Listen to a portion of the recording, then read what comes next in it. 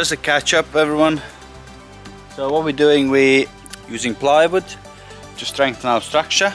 This is what you would do with every timber structure, whatever it would be. Then obviously depending on what kind of structures, you might have to counterbatten it for the airflow. In our case, we have some airflow on the roof, which you need still. We're not counterbattening this time, but usually if it's a cold roof I would counterbatten, because we've got a quite big soffit. So we're gonna have airflow going in and out of the back. So that should be enough, because obviously this is not a permanent room for someone to be in. This is just a garden room. So that should cover that. And in our case we're using plywood because that's what we had. You usually use OSB 11mm to strengthen the structure. Then what we will have to put in is some L brackets on inside once we've applied everything, to strengthen it up so it ties in plate to the stud. So that helps with that, to hold it all together. Once it's all ply lined or OSB'd, we'll put the breather membrane on, and then we'll have a cedar cladding going on the front and on our soffits. So yeah, that's where we are at the minute. Again, with the roof you could OSB it or you could plywood. Put plywood down, it's entirely up to you. This will be done in mineral felt. So there's obviously quite a few options you can do, rubber roofs, GRP stuff. So yeah, there's many ways you can finish it.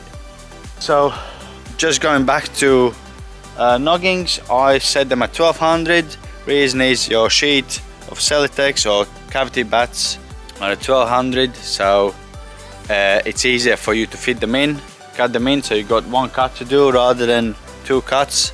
So that's why I've done that. We also gonna have to put in a row of noggings where the roof joists are, just to tie all in. So every 2 meters you should have a nogging. So we have like 3 point something there, so we're gonna probably put it up in the middle. We'll see how many. Yeah, we'll probably put one in the middle just to tie all in, and that should be fine. So yeah, that's where we are with this build at the minute. Just wanted to catch up with you what I'm doing, and we just crack on, and catch up with you in a bit.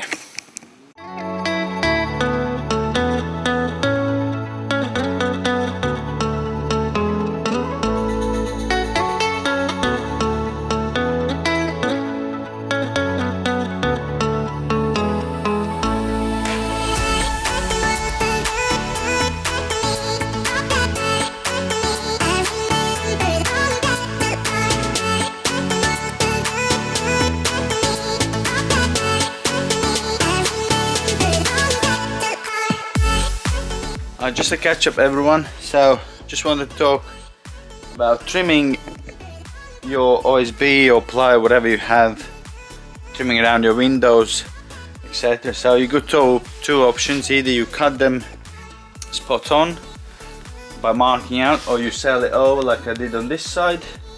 All will depend obviously where your studs are, etc. But if you do get a opportunity to sell it over, obviously you can save a little bit of time, and all you got to do is run router with the ball bearing guide on end, straight cutter, and then you can trim out the excess out. But the only thing I would say, don't buy the 12mm, go for like 8mm.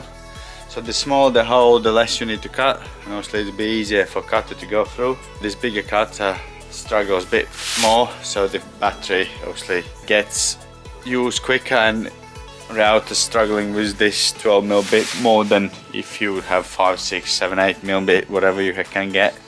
So the smaller and the better, because all you want to do, you want to trim around, and that's it. You don't have to, all it does is trimming through the excess.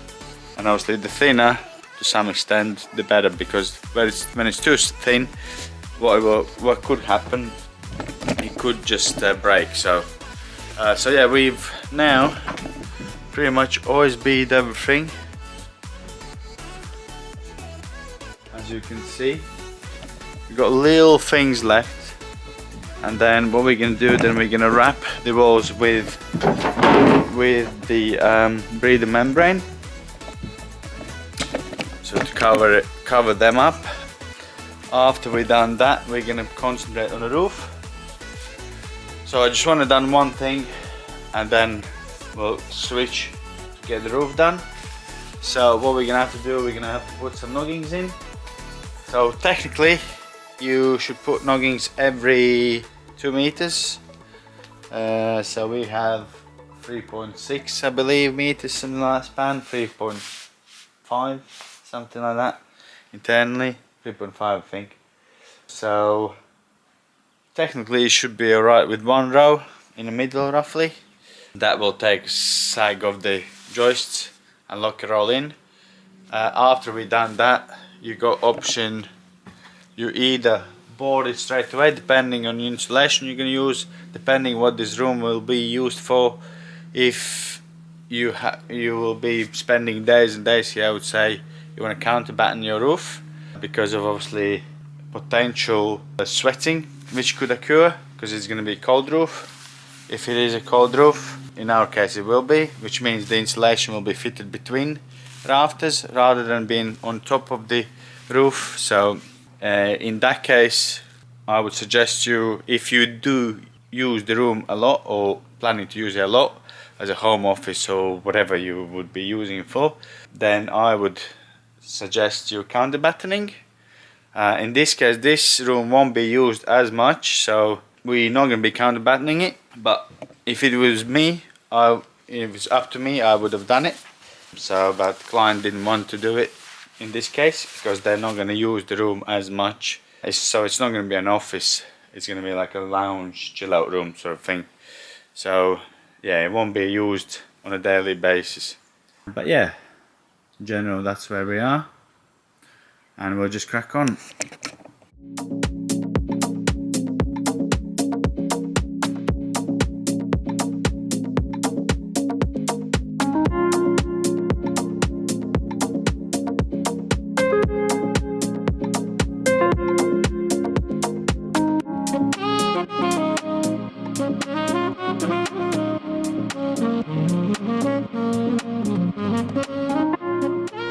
Hi everyone, just a catch up. So right, we've started putting plywood 8x4 sheets this time. Again, there's many ways of doing it. Because this is going to be felt roof, it doesn't really matter if it would be in a GRP or anything else.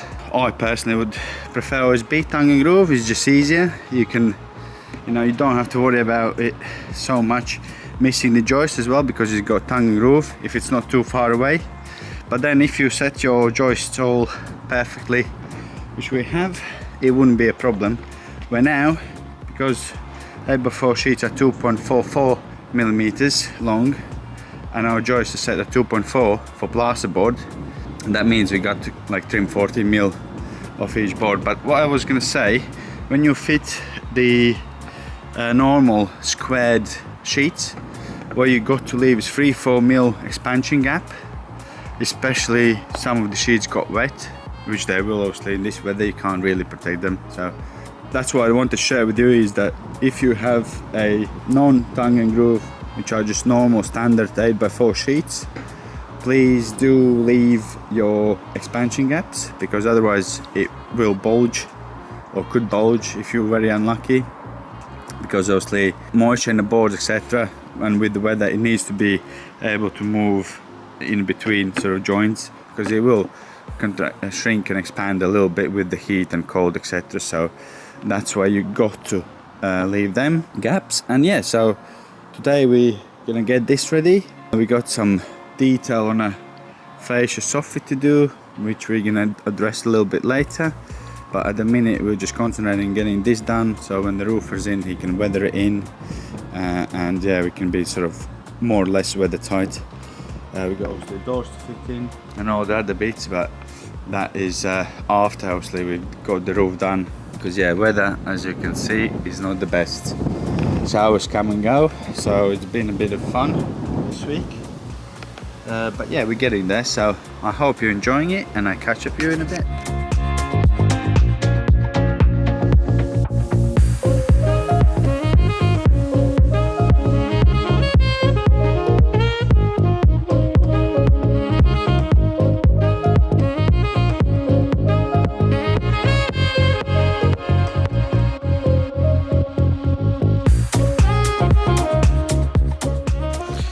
Hi everyone, just a catch up. So that's where we are. We put the felt everywhere on walls, etc. Obviously insulation was done before, Celotex. So now we're just finishing boarding the floor. Sorry, not been filming all of it. It was quite wet, so the roof is not weather tight just yet. You can see there's some expansion gaps, obviously, which you need when you do it before sheets. So I'm finishing off the subfloor. Then I'm gonna be always being this soffit, and reason being is just gonna be easier for us to obviously fix our cladding to it, because it's gonna be flat and we don't need to think about fixings, where we're gonna fix them, etc., because they're gonna be a little slats, so that will make our life easier there. And yeah, so that's what else. We got electrics in, some of it anyway, for lights, etc. So once we've done the floor, obviously we can fit the windows and doors frames, so that can go in. And then yeah, hopefully tomorrow roof will be weathered in, which means then we can obviously work on inside more, and it won't get wet. So there's some spots to be had, some wall lights. TV is going to go on that wall there, so obviously sockets, etc. So yeah, that's where we are at the minute. I hope you've been enjoying it, and I'll catch up with you in a bit.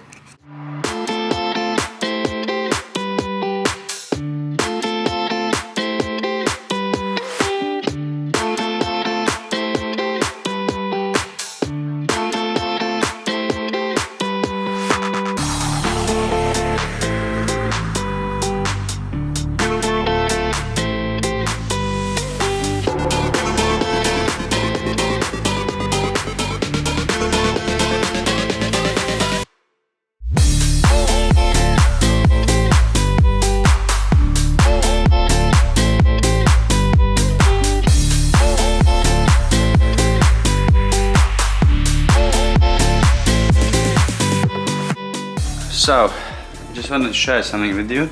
How did I do the last board, where obviously there's no one, if there's no one to help you.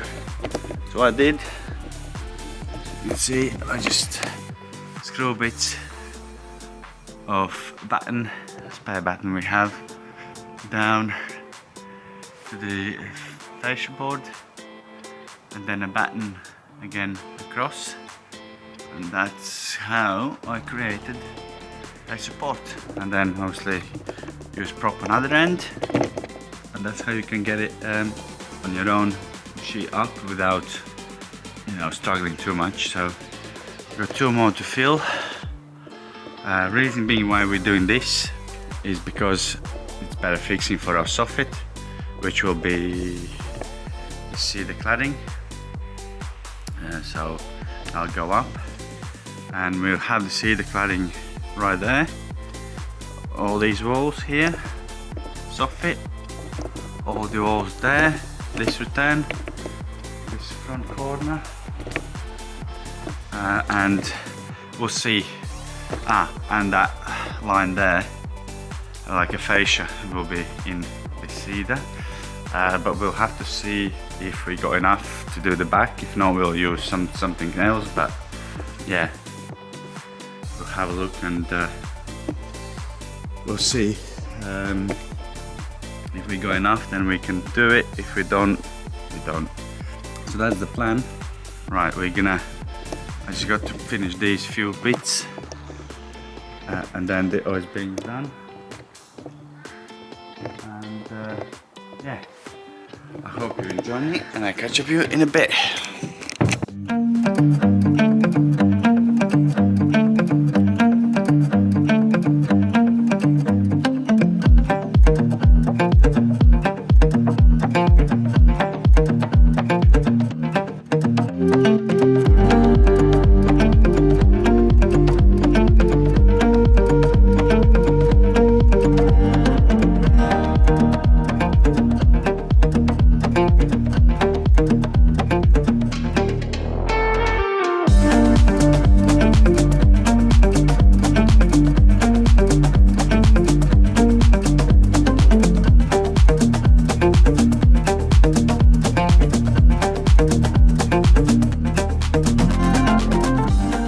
Alright, just a catch up everyone. So we started a decking.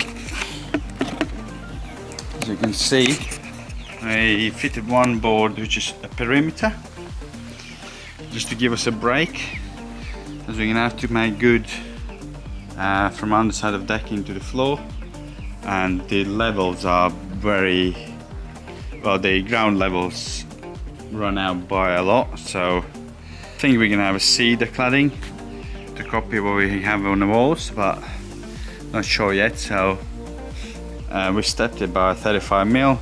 That will give us a little bit of lip once the cedar is fitted. I thought that will work out, and we worked it out so all lines will run this way, like that. That's A, the way our joists are fitted as well, and B, will look nice with lines running up. As for the soft fit, we technically could run it this way, it would look nice, or we run it that way. We'll see. That's just whatever will customer will like better. So yeah, we'll have to cross that bridge when we get to it. But yeah, I think it will look alright. Looks quite neat. Obviously, I left the gaps, expansion gaps, 5mm with packers, blue packers, 5.5mm on every join. A bit more against the building, about 10mm. Cladding will be 20mm, so that's more than enough to cover that. And when we gonna fit the cladding, we'll have like a 5mm gap as well, maybe even 10, just so it doesn't sit in water when it rains. It is sort of covered a little bit, but obviously it helps keeping away from the water ingress. So yeah, that's where we are at the minute. That's how it looks. Just thought I'd catch up with you, and I'll speak to you soon.